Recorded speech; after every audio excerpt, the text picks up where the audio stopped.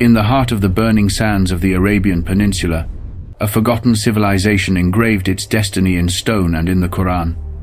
Their story is not a mere legend, but a solemn warning addressed to all humanity.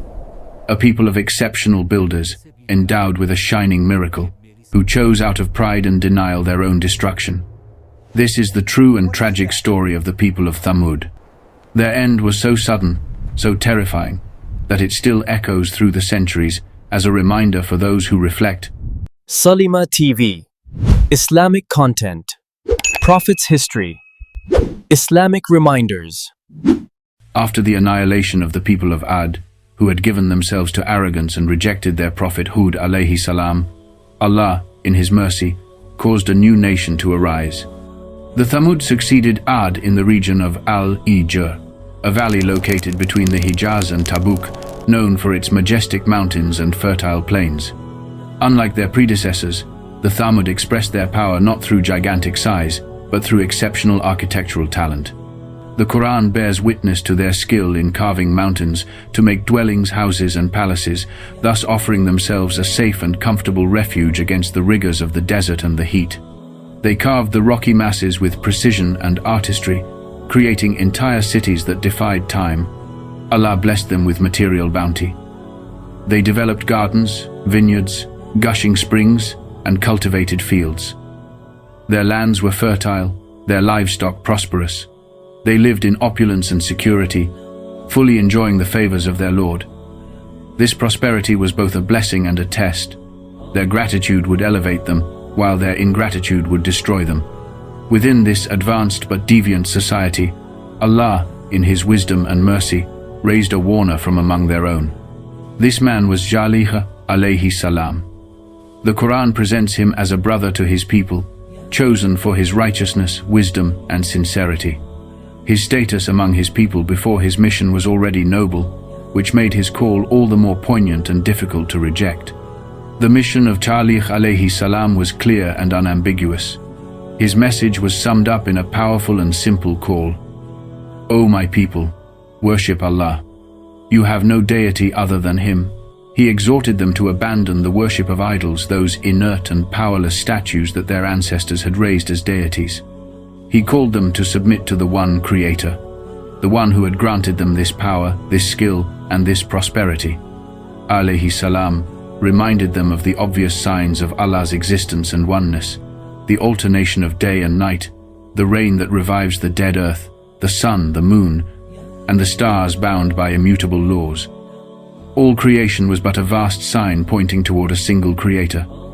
He warned them of the punishment of the last day and invited them to seek forgiveness for their past sins. The reaction of the notables of Thamud, those steeped in pride and arrogance, was outright rejection. They mocked Salih alayhi salam, calling him misguided, a liar, or bewitched. Their pride prevented them from submitting to a message that would destroy their idols and, by extension, their traditional authority. Their main argument rested on their attachment to the traditions of their forefathers. They said, in essence, "We only follow what we found our ancestors practicing." This blind adherence to inherited customs became their main obstacle to faith. Driven by disbelief and perhaps by sarcastic challenge, they demanded from Salih alayhi salam a clear miracle, a tangible sign to validate his mission. They asked for something specific and extraordinary, to bring forth from the heart of a mountain they designated a 10-month pregnant she-camel. This demand was not a sincere search for truth, but an attempt to place him in difficulty, believing such a thing to be utterly impossible. Ali alayhi salam, confident in the power of his Lord, accepted their challenge. But he set forth a solemn condition, a pact that would seal their destiny. He told them that if the she-camel appeared, it would be a sign from Allah. They must then believe in him and let the she-camel live and graze freely on Allah's earth without harming her in any way. If they harmed her, a terrible punishment would befall them. Before their astonished eyes, Allah's promise was fulfilled. From the designated rock, a she-camel emerged exactly as they had described, 10 months pregnant, imposing, and endowed with extraordinary features that set her apart from any other creature. It was an undeniable miracle, a manifest break from the ordinary laws of nature. The presence of this she-camel was itself a test. The Quran explains that she would have one day reserved for drinking from the spring, and the Thamud another day. This sharing of water, a vital resource in the desert, was a crucial trial. Ali alayhi salam constantly reminded them of their pledge. Here is the she-camel of Allah, she will be a sign for you. So let her graze on Allah's earth and do her no harm, lest an imminent punishment seize you. For a time, the people observed the sharing of the water.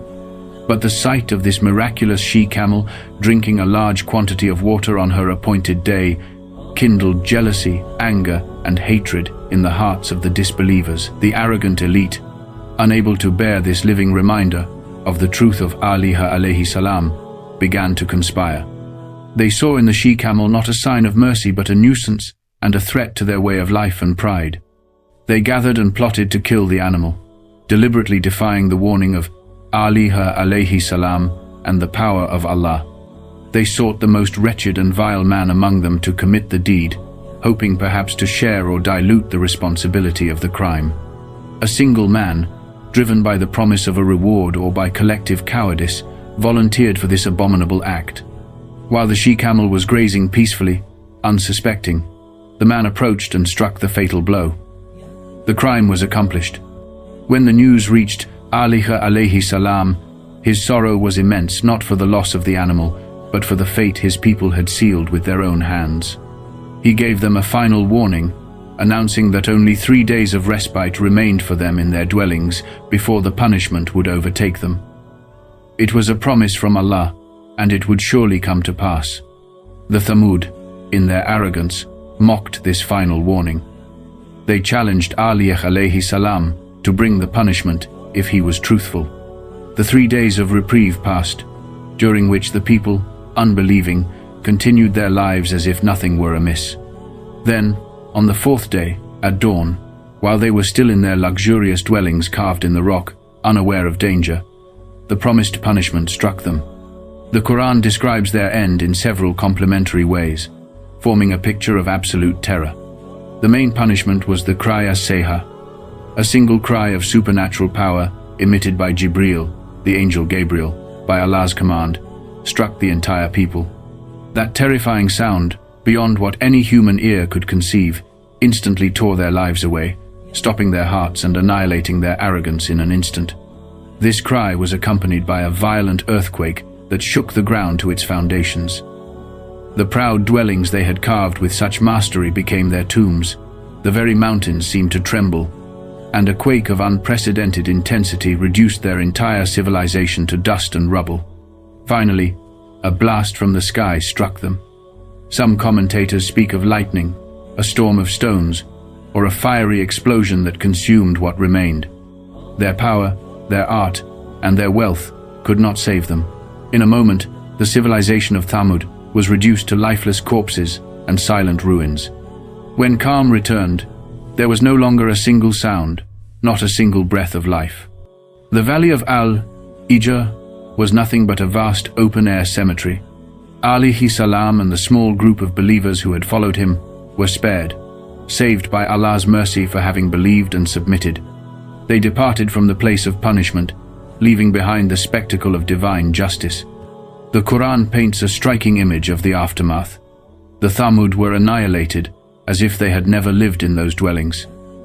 Their houses, emptied of their inhabitants, seemed never to have been inhabited. Their power had been nothing but an illusion.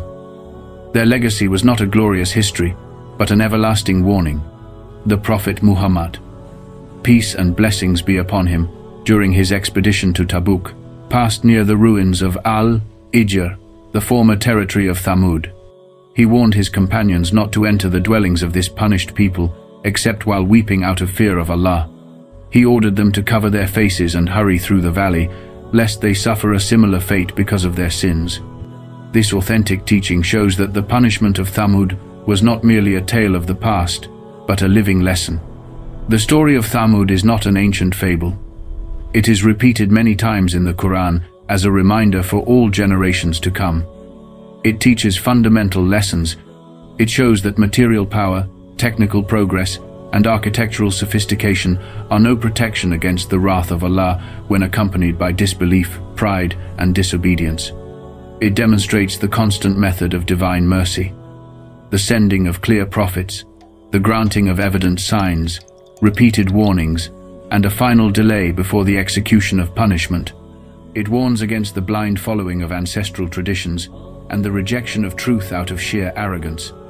Finally, it proves beyond doubt that Allah's promise is truth. The punishment may seem delayed, but when it arrives, it is sudden, complete, and inevitable. The silent ruins of Thamud, mentioned in the Quran and attested by history, stand as a mute yet eloquent witness for whoever possesses a heart, listens attentively, and observes their story has ended. But its echo must continue to warn humanity until the end of time.